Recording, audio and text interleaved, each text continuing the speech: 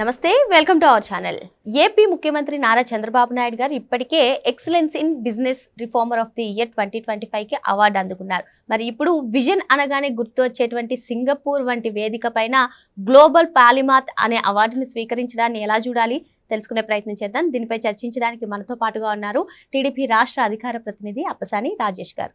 నమస్తే సార్. నమస్తే సార్. ఇప్పటికే మీ నాయకుడు ఆల్రెడీ ప్రపంచ వేదిక పైన business reformer of the year 2025 అవార్డుని సొంతం చేసుకున్నారు. మరి ఇప్పటికే కొంతమంది లీడర్ని ఏదైతే 361 డిగ్రీస్ లీడర్స్ విజన్ ఉన్న లీడర్స్ అంటారో ఆ జాబితాలో కూడా చంద్రబాబు నాయుడు గారు చేరుకున్నారు. అంతేకాకుండా గ్లోబల్ పాలిమాత్ అనే అవార్డుని ప్రపంచ వేదిక అయినటువంటి సింగపూర్ నుంచి తీసుకున్నారు. ఎలా చూడాలంటారు ఈ పరిణామాన్ని? వాస్తవంగా చాలా ప్రతిష్టాత్మకమైన పదంతో, అంటే ఇవాళ గ్లోబల్ పాలిమాత్, దాన్ని మన తెలుగు డిక్షనరీస్లో కూడా దానికి సరైన మ్యాచ్ అయ్యే పదం లేదు. పాలిమాత్ అనే పదానికి సహజంగా మనకి మల్టీ టాలెంటెడ్ పర్సనాలిటీస్ ఎవరైతే ఉంటారో వాళ్ళని మనం పాలిమాత్గా కన్సిడర్ చేయడానికి స్కోప్ ఉంది. మనం కొంతమంది మూవీ మేకర్స్ పోస్టర్స్ మీద చూసినప్పుడు మాటలు, పాటలు, సంగీతం, నృత్యం, దర్శకత్వం, నిర్మాత అన్నీ వాళ్ళే ఉండేవి. కొన్ని సందర్భాల్లో కొంతమంది పేర్లు ఉంటాయి. ఎస్, డెఫినెట్గా వాళ్ళు మల్టీ టాలెంటెడ్. ఆ రంగంలో వాళ్ళ ప్రతిభ కొందరు సుదీర్ఘకాలం కొనసాగించుకోగలిగారు. వాళ్ళకున్న ప్రతిభ కారణంగా కొన్ని మంచి సినిమాలు ఇవ్వగలిగారు. అటువంటి మల్టీ టాలెంట్ ప్రజా జీవితాన్ని ప్రభావితం చేయగలిగే పాలకులకు ఉన్నప్పుడు సమాజ నిర్మాణంలో ఆ పాలకులు ఎంత ప్రభావితం చేయగలుగుతారు, ఎంత ప్రభావవంతమైన సమాజాన్ని నిర్మాణం చేయగలుగుతారు అనేది ఒక 5 సంవత్సరాలను, ఒక 10 సంవత్సరాలను అది ప్రూవ్ అవ్వదు.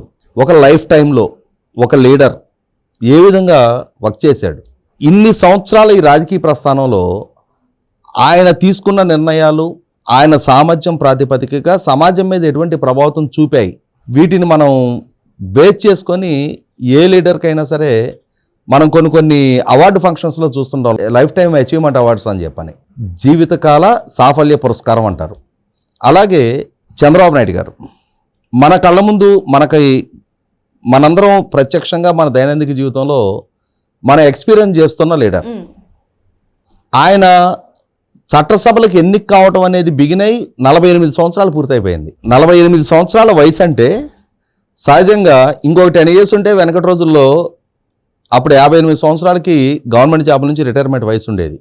అట్లాంటిది 48 సంవత్సరాల పాటు ఆయన ప్రజా జీవితంలో చట్టసభలకు ఎన్నికవుతా క్రియాశీలక రాజకీయాల్లో కొనసాగుతూ దశాబ్దాల తరబడి పాలకుడిగా, దశాబ్దాల తరబడి ప్రధాన ప్రతిపక్ష నాయకుడిగా, ఒక సమర్థవంతమైన పార్టీ అధ్యక్షుడిగా ప్రజా జీవితంలో కొనసాగుతున్న నేపథ్యం. అటువంటి నాయకుడిని వాళ్ళ మల్టీ టాలెంటెడ్గా ఎలా పరిగణిస్తారు అని అన్నప్పుడు చంద్రబాబు నాయుడు గారు రాష్ట్ర ముఖ్యమంత్రిగా పదవి బాధ్యతలు చేపట్టడానికి ముందు, చేపట్టిన తర్వాత పాలనాపరమైన సంస్కరణలు, ప్రభుత్వ యంత్రాంగంలో ప్రజలకు జవాబుదారీతనాన్ని పెంపొందించడం, అంటే అకౌంటబిలిటీ ఫిక్స్ చేయటం. చంద్రబాబు నాయుడు గారు ముఖ్యమంత్రి కాకముందు ప్రభుత్వ కార్యాలయాల్లో సిటిజన్ చార్టర్ బోర్డులు ఉండేవి కాదు. అంటే పౌర సేవలు పొందటం ప్రజల హక్కు, పౌరులకి సేవ చేయటం ప్రభుత్వ ఉద్యోగుల బాధ్యత అనేది తెలియజెప్పిన పాలకుడు చంద్రబాబు నాయుడు గారు. ప్రభుత్వోద్యోగి ప్రజలకి సేవ చేయడానికి అపాయింట్ చేయబడ్డాడు తప్ప ప్రజల నెత్తిన నాట్యం చేయడానికి కాదు, వాళ్ళు సమాజానికి సేవకులు అని చెప్పని ప్రజలకి తమ హక్కుల్ని తెలియజెప్పిన పాలకుడు చంద్రబాబు నాయుడు గారు. ఎన్టీ రామారావు గారు రాజకీయపరమైన చైతన్యాన్ని తీసుకొస్తే చంద్రబాబు నాయుడు గారు పాలనని ప్రజలకు చేరువ చేశారు. మీకు ఒక ఎగ్జాంపుల్ చెప్తాను నేను. 95 to 2004 ఆయన ఉమ్మడి రాష్ట్ర ముఖ్యమంత్రిగా కొనసాగిన సందర్భంలో ప్రజల వద్దకు పాలన, శ్రమదానం, క్లీన్ అండ్ గ్రీన్, ఫైళ్ళ క్లియరెన్స్ వారోత్సవాలు, అలాగే జన్మభూమి పేరిట గ్రామ సభల నిర్వహణ జరుగుతూ ఉండేది. నేను అప్పుడు 94 to 2004 నేను మా ఊరు తెలుగుదేశం పార్టీ గ్రామ కమిటీ అధ్యక్షుడిగా ఉన్నా. 13 విడతల జన్మభూమి ప్రోగ్రాములు జరిగినాయి. ఆ జన్మభూమి ప్రోగ్రాములు ఎలా జరిగాయనంటే, అంతకు ముందు కాలంలో ప్రజలకు సంబంధించిన ఏదైనా ఒక సమస్య ఉంటే ప్రజలు ప్రభుత్వ కార్యాలయాల దగ్గరికి వెళ్ళాలి. అక్కడ దైవాదైన్యం సర్వీస్ అంటారు కదా, వాళ్ళ దయా దాక్షిణ్యాల మీద ఆధారపడి ప్రజలకి ఆ పౌర సేవలు దక్కకపోవటం అనేది అధికారుల ఇష్టం మీద ఆధారపడి ఉండేది. కానీ ఒకసారి గ్రామ సభల నిర్వహణ బిగినైన తర్వాత అన్ని ప్రభుత్వ విభాగాలకు సంబంధించిన అధికారులు గ్రామానికి వస్తారు. ఆ గ్రామ సభల నిర్వహణ కోసం ఒక గెజిటెడ్ ర్యాంక్ ఉన్న అధికారి, ఎంఆర్ఓ, ఎండిఓ, ఆఖరికి మా మండలానికి అప్పుడు నోడల్ ఆఫీసర్గా అపాయింట్ చేయబడ్డది గుంటూరు జడ్పీ సీఈఓని వెంకటేశ్వరరావు గారు అని చెప్పని ఆయన్ని నోడల్ ఆఫీసర్గా అపాయింట్ చేశారు. అంటే ఒక జడ్పీ సీఈఓ స్థాయి అధికారి గ్రామానికి వచ్చి కూర్చొని గ్రామ సభలో ప్రజల నుంచి ప్రజలకు సంబంధించిన సమస్యల పట్ల విజ్ఞప్తులు తీసుకున్నప్పుడు ప్రతి విజ్ఞప్తి అక్కడ ఎన్రోల్ అయ్యేది. దానికి ఒక రిజిస్ట్రేషన్ నెంబర్ ఇచ్చేవాళ్ళు. అది వ్యక్తులకు సంబంధించిన సమస్యలు కావచ్చు, లేదు కొందరు రైతులకు సంబంధించి కాలువల నిర్వహణ, కాలువల బాగు చేయటం, గేట్లు అమరిక, లేదంటే రోడ్ ఫార్మేషన్స్, డ్రైనేజ్ నిర్వహణ, electricity lines, additional poles, additional కండక్టర్లు, ట్రాన్స్ఫార్మర్లు, ఇట్లాంటి ఏదైనా ఉమ్మడి సమస్యలు కూడా కావచ్చు. వీటికి సంబంధించి ప్రజల నుంచి ఒక దరఖాస్తు గ్రామ సభలో వస్తే ఒక రిజిస్టర్ మెయింటైన్ చేసి దాంట్లో మొట్టమొదటి నమోదు చేసేవాళ్ళు. మళ్ళీ గ్రామ సభ జరిగే నాటికి దీని మీద ఏటీఆర్ అనే వాళ్ళు యాక్షన్ టేకన్ రిపోర్టు, పలానా రోజు పలానా వారు ఇచ్చిన ఈ దరఖాస్తు మీద మేము యాక్షన్ తీసుకున్నాం, తీసుకోలేకపోయామనంటే ఎందుకు తీసుకోలేకపోయారో కూడా వివరణ ఇవ్వాల్సి వచ్చేది అధికారికంగా. అంటే ఒక గ్రామీణ ప్రాంత ఒక రైతు కూలి ప్రభుత్వ అధికారులని తమ సమస్యల గురించి డైరెక్ట్గా నివేదించి వాళ్ళ నుంచి సమాధానం రాబట్టగలిగే చైతన్యాన్ని తీసుకొచ్చిన పాలకుడు చంద్రబాబు నాయుడు గారు. దాని ఇంపాక్ట్ ఆయనకి రాజకీయంగా దెబ్బతగిలింది. అంటే ప్రభుత్వోద్యోగులు వాళ్ళ అహం దెబ్బతింది. అరే మాకు ఇంత పనిభారం పెట్టడం ఏంటి, మమ్మల్ని ఈ విధంగా అకౌంటబుల్ చేయటం ఏంటి అని చెప్పని 2004 ఎన్నికల్లో చంద్రబాబు నాయుడు గారు ఓటమికి వాళ్ళు చాలా ప్రత్యక్షంగా పనిచేశారు. కానీ సమాజంలో ప్రభుత్వోద్యోగి అంటే మన మీద బాస్ కాదు, అతను మన కోసం మనకు సేవ చేయటం కోసం అపాయింట్ చేయబడ్డ ఒక ఉద్యోగి అనే చైతన్యం ప్రజలకు కల్పించబడింది. ఇదే సందర్భంలో ఒక రకంగా మాట్లాడుకుంటే ఎన్టీ రామారావు గారి పాలకుడిగా ఆయన పాలనా బాధ్యతలు చేపట్టిన తర్వాత విద్యారంగాన్ని అత్యంత ఎక్కువగా ప్రభావితం చేసిన నాయకుడు చంద్రబాబు నాయుడు గారు. ఎన్టీ రామారావు గారి హయాంలోనే నేటి బాలురే రేపటి పౌరులు అంటాం మనం. అంటే రేపటి సమాజాన్ని తీర్చిదిద్దే ఉపాధ్యాయులు, వాళ్ళ ఉపాధ్యాయ నియామక ప్రక్రియలో రాజకీయపరమైన జోక్యం ఉండకూడదు.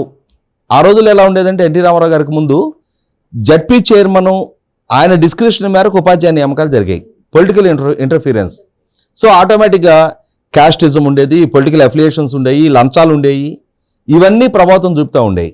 దాంతో ఏమయ్యేది, క్యాస్ట్ పరమైన సపోర్టు, పొలిటికల్ రికమెండేషను, లంచాలో ఇవ్వలేని ప్రతిభావంతులైన నిరుద్యోగ యువతకు అన్యాయం జరిగేది. అటువంటి నేపథ్యంలో ఎన్టీ రామారావు గారు ఆ రోజుల్లో ఉపాధ్యాయ నియామక ప్రక్రియలో ఈ విధమైన వక్ర మార్గాలకు ఆస్కారం ఉండకూడదు, వాళ్ళ ప్రతిభ కారణంగానే నియామక ప్రక్రియ జరగాలి అని చెప్పని డిఎస్సి వ్యవస్థని ఎన్టీ రామారావు గారు ఇంప్లిమెంట్ చేశారు. అలా ఎన్టీ రామారావు గారి ద్వారా ఇంప్లిమెంట్ చేయబడ్డ డిఎస్సి వ్యవస్థ ద్వారా 9 సార్లు డిఎస్సి నిర్వహణ ద్వారా 1,80,000 మంది టీచర్లని పారదర్శకంగా ఎంపిక చేసిన పాలకుడు చంద్రబాబు నాయుడు గారు. అలా ఎంపిక చేయడమే కాదు, విద్య సామాన్య రైతు కూలీ కుల వృత్తులు చేసుకునే వాళ్ళకి చేరువ కావాలనే ఉద్దేశంతో ప్రతి కిలోమీటర్కి ఒక ఎలిమెంటరీ స్కూలు, ప్రతి 3 కిలోమీటర్లకు ఒక అప్పర్ ప్రైమరీ స్కూలు, ప్రతి 5 కిలోమీటర్లకు ఒక హై స్కూలు, ప్రతి మండలానికి ఒక జూనియర్ కాలేజీ, ప్రతి రెవెన్యూ డివిజన్కి ఒక ఇంజనీరింగ్ కాలేజీ అని చెప్పని ఒక పాలసీ డెసిషన్గా తీసుకొని దాన్ని సమర్థవంతంగా అమలు చేసిన పాలకుడు చంద్రబాబు నాయుడు గారు. ఇవాళ ఏ గ్రామీణ ప్రాంతానికి వెళ్ళినా సరే ఒక 2,000 జనాభా ఉన్న మైనర్ పంచాయతీ ఉంటే 2 ఎలిమెంటరీ స్కూల్స్ ఉంటాయి అక్కడ. మరి ఇవాళ ప్రజల ఆలోచనలు మారినాయి, ప్రయారిటీస్ మారినాయి. ప్రైవేటు స్కూల్స్ వైపు, కాన్వెంట్ల వైపు, అంటే టౌన్స్ దగ్గరలో ఉన్న టౌన్స్ నుంచి వచ్చే వ్యానులు ఎక్కించి దూరం పంపించడానికి ప్రజలు సిద్ధపడుతున్నారు. కానీ ఈ ప్రభుత్వ స్కూల్స్ని పెద్దగా వినియోగించుకోవట్లా. కానీ అలా వినియోగించుకొని గ్రామీణ ప్రాంతాల నుంచి ఆ ప్రభుత్వ స్కూల్స్లో చదువుకొని జీవితంలో అత్యున్నత స్థాయికి చేరిన వాళ్ళు ఎందరో ఉన్నారు. ఎప్పుడైతే స్కూల్స్ నిర్మాణం, ఉపాధ్యాయ నియామకాలు విస్తృతంగా టేకప్ చేశారో చదువు అవసరాన్ని కూడా సమాజం గుర్తించింది. దాని ఇంపాక్ట్ గడిచిన 3 దశాబ్దాలుగా గ్రామీణ ప్రాంత రైతులు, రైతు కూలీల కుటుంబాల్లో వచ్చిన మార్పు చేర్పులు. వ్యవసాయం కన్నా తాము వ్యవసాయం చేస్తూ ఉన్నాం, కానీ మా పిల్లలు వాళ్ళు చదువుకొని ఆ చదువు ద్వారా దక్కే అవకాశాలు అందిపుచ్చుకుంటే మాకన్నా వాళ్ళు మెరుగ్గా రాణిస్తారు, మెరుగైన జీవన ప్రమాణాలు అందుకోగలుగుతారు కదా అని చెప్పనే ఒక ఆలోచన సమాజంలో కలిగించింది చంద్రబాబు నాయుడు గారు. ఆయన ఉమ్మడి రాష్ట్ర ముఖ్యమంత్రిగా బాధ్యతలు చేపట్టే నాటికి మొత్తం రాష్ట్రం మీద, అంటే ఉమ్మడి రాష్ట్రం 38 ఇంజనీరింగ్ కాలేజీలు ఉండేవి, యూనివర్సిటీ క్యాంపస్లు కానీ ప్రైవేట్ కానీ. అట్లాంటి దాన్ని 1999లో ఆయన రెండోసారి ముఖ్యమంత్రిగా బాధ్యతలు చేపట్టిన తర్వాత అప్పుడు ఆలపాటి రాజేంద్ర ప్రసాద్ గారు టెక్నికల్ ఎడ్యుకేషన్ మినిస్టర్, ఆ టెన్యూర్లో 350 ఇంజనీరింగ్ కాలేజీలకి పెంచారు.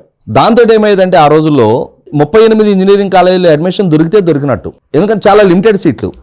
దాంతో ఇక్కడ అడ్మిషన్స్ రాని వాళ్ళు చాలామంది కర్ణాటక, తమిళనాడు, మహారాష్ట్ర లాంటి ప్రాంతాలకు వెళ్ళి అక్కడ డొనేషన్లు కట్టి చేరేవాళ్ళు. కానీ ఎప్పుడైతే సీట్లు కాలేజీలు సంఖ్య పెరిగిందో ఇక కర్ణాటక, తమిళనాడు లాంటి రాష్ట్రాలకు వెళ్లాల్సిన అవసరం లేకుండా ఆంధ్రప్రదేశ్ రాష్ట్రంలోనే ఇంజనీరింగ్ విద్యను సామాన్యుడికి చేరువ చేశారు.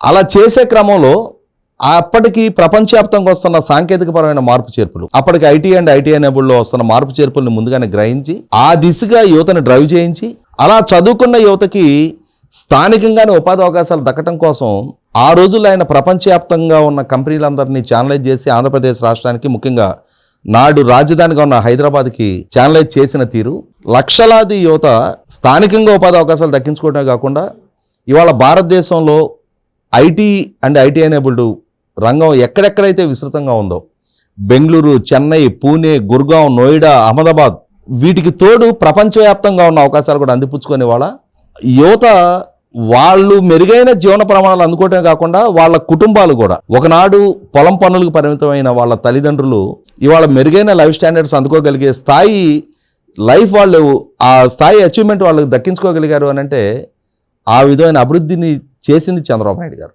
సార్ అయితే ఇక్కడ సందర్భమో కాదో కానీ సార్ ఇన్ని విప్లవాత్మకమైన మార్పులు తీసుకొచ్చారు. కానీ ప్రస్తుతం ఏదైతే ప్రతిపక్షం ఉందో ముసలైన పెద్దయిన రామకృష్ణ అనుకోవాలి అని చెప్పి వాళ్ళు అంటూ ఉన్నారు. కానీ మీ నాయకుడేమో అవార్డుల మీద అవార్డులు తీసుకుంటున్నారు. ఎలా చూడాలంటారు? దీనిపైన మీ అభిప్రాయం ఏంటంటే? అంటే ఇక్కడ ఒకటి ఇప్పుడు ఒక 30 సంవత్సరాల అంటే నా వయసు 27, 30 సంవత్సరాలు గడిచింది వాళ్ళ 57. దేవుడు నాకు లైఫ్ ఇస్తే ఇంకొక 20 ఏళ్ళ తర్వాత 70 ఏళ్ళు ఉంటా. నేను లైఫ్ అనేది రోడ్డు మీద పాతిన మైలురాయి కాదు, స్థిరంగా అక్కడే ఉండటానికి. మనకి ఇష్టం ఉన్నా లేకపోయినా రోజు గడిచిపోద్ది.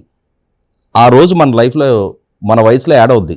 కాబట్టి వాళ్ళ ఆ వయసుని ఆ నెంబర్ని పరిగణలోకి తీసుకొని ఆయన్ని ముసలాయన అని చెప్పని అవహేళన చేసేవాళ్ళు ఈ రోజుకి ఆయన ఉదయం నుంచి సాయంత్రం వరకు ప్రజల సమస్యలని పరిష్కరించడం కోసం పాలకుడిగా ఆయన స్పెండ్ చేసే టైము, ఆయన ఎనర్జీ వాటితో కంపేర్ చేయగలిగే నాయకులు ఎవరు ఉంటే ముందుకొచ్చి మాట్లాడితే అర్థం ఉంది.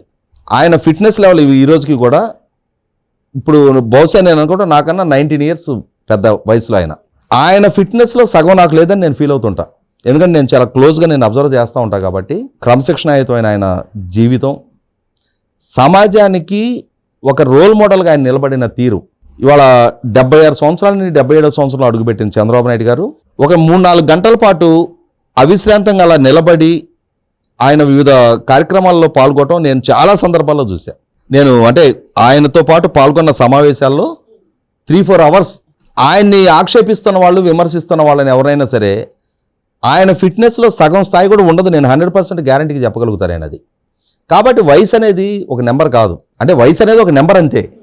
వయసు అనేది నాయకుడు సామర్థ్యాన్ని నిరూపణ చేయగలిగే ఫ్యాక్టర్ కాదు.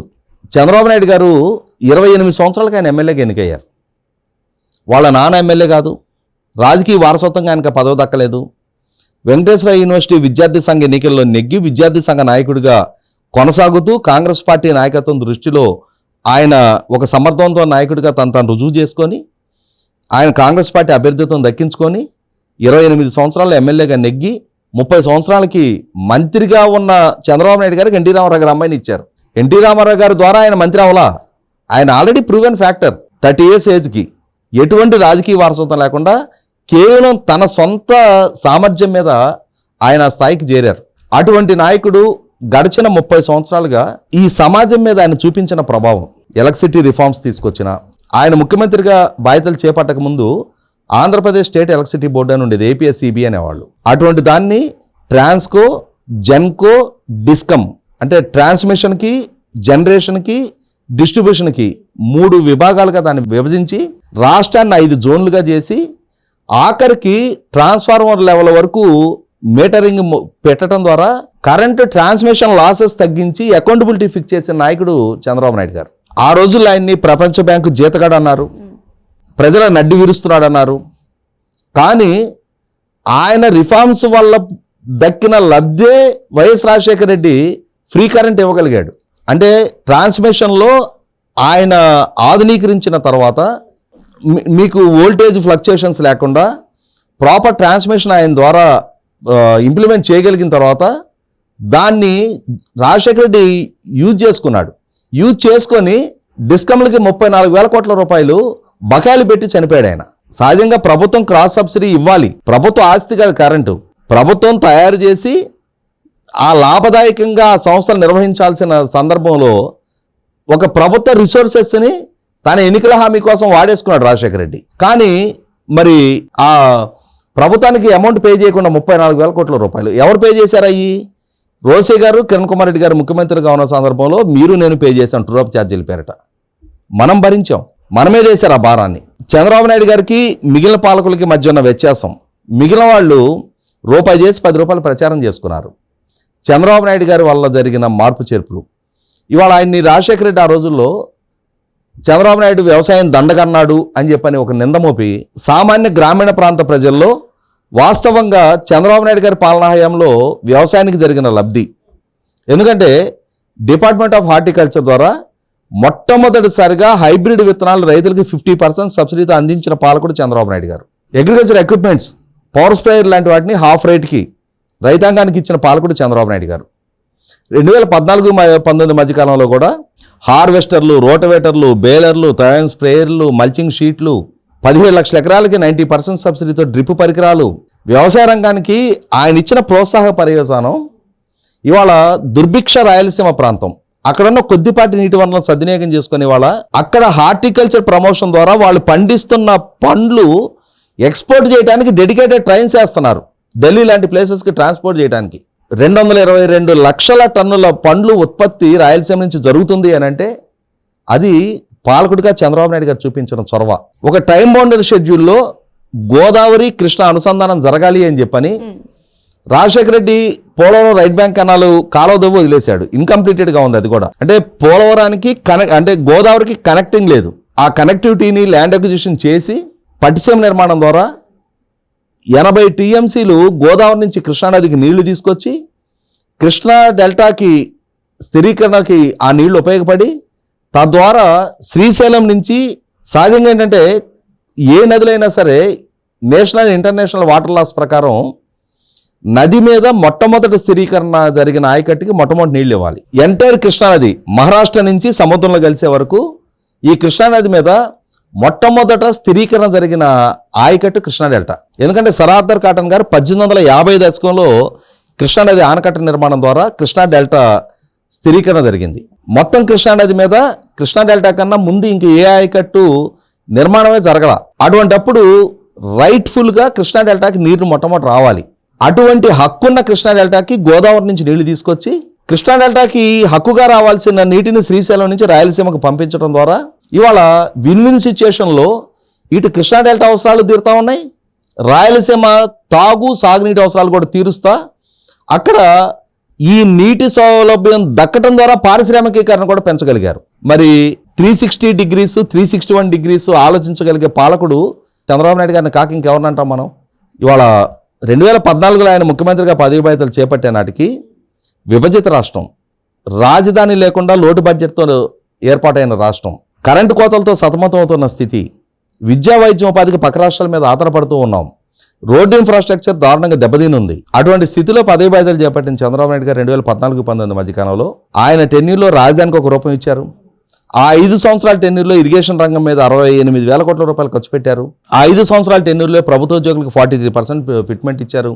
2 సార్లు డిఎస్సి నిర్వహణ చేశారు. సైమల్టేనియస్గా వెల్ఫేర్ పరంగా కూడా చూసుకుంటే 200 ఉన్న పెన్షన్ 2,000 రూపాయలు చేశారు. ఎస్సీ సప్లాను సక్రమంగా ఇంప్లిమెంట్ చేస్తూ ఎస్సీ సప్లాను ఎన్ఆర్జీసీ మ్యాచింగ్ తోటి గ్రామీణ ప్రాంతాల్లో 25,000 కిలోమీటర్ల సీసీ రోడ్ ఫార్మేషన్ చేశారు. సుమారుగా 1,100 మేజర్ పంచాయతీల్లో అండర్ గ్రౌండ్ డ్రైనేజ్ ఏర్పాటు చేశారు. క్రెడిట్ క్యాంపులు సక్రమంగా నిర్వహణ చేశారు. ఇన్ని చేసిన ప్రజలు చంద్రబాబు నాయుడు గారిని 2019 ఎన్నికల్లో ఓడించారు. ప్రజలు చంద్రబాబు నాయుడు గారిని ఓడించి తాము ఓడారు. దాని పర్యవసానం రిలీజ్ అయిన ప్రజలే మళ్ళీ తిరిగి 2024లో అదే చంద్రబాబు నాయుడు గారి నాయకత్వంలో అయితేనే తమ భవిష్యత్తు, తమ బిడ్డల భవిష్యత్తు, రాష్ట్ర భవిష్యత్తు సుస్థిరం కాగలుగుతుంది అని చెప్పి నమ్మి మళ్ళీ 2024 ఎన్నికల్లో ఎన్డీఏ కూటమికి అద్భుతమైన విజయం కట్టబెట్టారు. ప్రజలు అవకాశం అధికారం ఇచ్చిన ప్రతి సందర్భంలో కూడా ప్రజల కోణంలో, సమాజ కోణంలో ఆలోచించి బాధ్యతాయుతంగా పరిపాలన చేసిన పాలకుడు చంద్రబాబు నాయుడు గారు. ఇవాళ బిఫోర్ చంద్రబాబు, ఆఫ్టర్ చంద్రబాబు ఆయన తీసుకున్న నిర్ణయాలు, సమాజం మీద చూపించిన ప్రభావం, ప్రజల జీవన ప్రమాణాల్లో వచ్చిన మార్పు చేర్పులు, ప్రజల ఆలోచనలో వచ్చిన మార్పు చేర్పులు, పెరిగిన పరిణతి, ఇవన్నీ చూసుకున్నప్పుడు ఎస్, సింగపూర్ని ఒక మత్స్యకార గ్రామం స్థితి నుంచి ఇవాళ ప్రపంచ ఆర్థిక ముఖ చిత్రం మీద ఒక ప్రభావవంతమైన దేశంగా, చిన్న ఐలాండ్ నేషన్, దాన్ని తీర్చిదిద్దిన సింగపూర్ పాలకుడు లీ క్వాన్ యూనో ఏదో ఉంది పేరు ఆయన స్థాయికి చంద్రబాబు నాయుడు గారిని పోల్చటం. ఎందుకంటే ఇవాళ న్యూజిలాండ్ని తీర్చిదిద్దిన పాలకుడు ఒక ఆయన ఉన్నారు, ఒక నిమిషం పేరు కూడా, లీ క్వాన్ యూ సింగపూరు, జేసిందా ఆర్డెన్, ఈయన న్యూజిలాండ్ని కూడా చాలా అద్భుతంగా ఒక మత్స్యకార గ్రామం నుంచి ఇవాళ రిసోర్స్ఫుల్ కంట్రీగా తీర్చిదిద్దగలిగారు. అటువంటి స్థాయి వ్యక్తుల్ని, నాయకుల్ని మాత్రమే 361 డిగ్రీ నాయకులు అని చెప్పని వాళ్ళ సమాజం కొనియాడుతూ వచ్చింది. వారి సరసన నిలవగలిగిన సమకాలీన భారతదేశపు రాజకీయాల్లో మనం చూస్తూ ఉన్న, వారు పాలకుడిగా ఉన్న రోజుల్లో మనం కూడా జీవించి ఉన్న నాయకుడిగా చంద్రబాబు నాయుడు గారిని మనం తప్పనిసరిగా కొనియాడి తీరాల్సిందే. ఇవాళ సింగపూర్ లాంటి దేశంలో అక్కడ ఒక ప్రతిష్టాత్మక పాలీమ్యాథ్, గ్లోబల్ పాలీమ్యాథ్ అవార్డు చంద్రబాబు నాయుడు గారికి ఇవ్వటం, అదే సందర్భంలో సింగపూర్ గవర్నమెంట్ ఇందాక మనం మాట్లాడుకున్న లీ క్వాన్ యూ వారి శత జయంతి సందర్భంగా రిలీజ్ చేసిన లిమిటెడ్ ఎడిషన్ కాయిన్ కూడా చంద్రబాబు నాయుడు గారికి బహుకరించడం, వారికి అవార్డు ఇచ్చిన ప్రోగ్రాంలో సింగపూరు కమిషనర్ గారు కూడా, వారు కూడా పాల్గొనడం, సింగపూరు భారతదేశం తరపున హై కమిషనర్ అంటారు కదా, వారు కూడా పాల్గొనడం, ఇవన్నీ ఖచ్చితంగా చంద్రబాబు నాయుడు గారి స్థాయికి, మనకి ఇక్కడ దక్కాల్సిన స్థాయి ప్రాచుర్యం దక్కకపోయినా కూడా వారికి దక్కిన గౌరవం వారి పాలనలో ఉన్న పౌరులుగా మనకు కూడా దక్కినట్టుగానే మనం భావించవచ్చు. మరో అంశంతో మళ్ళీ కలుద్దాం. Thank you sir.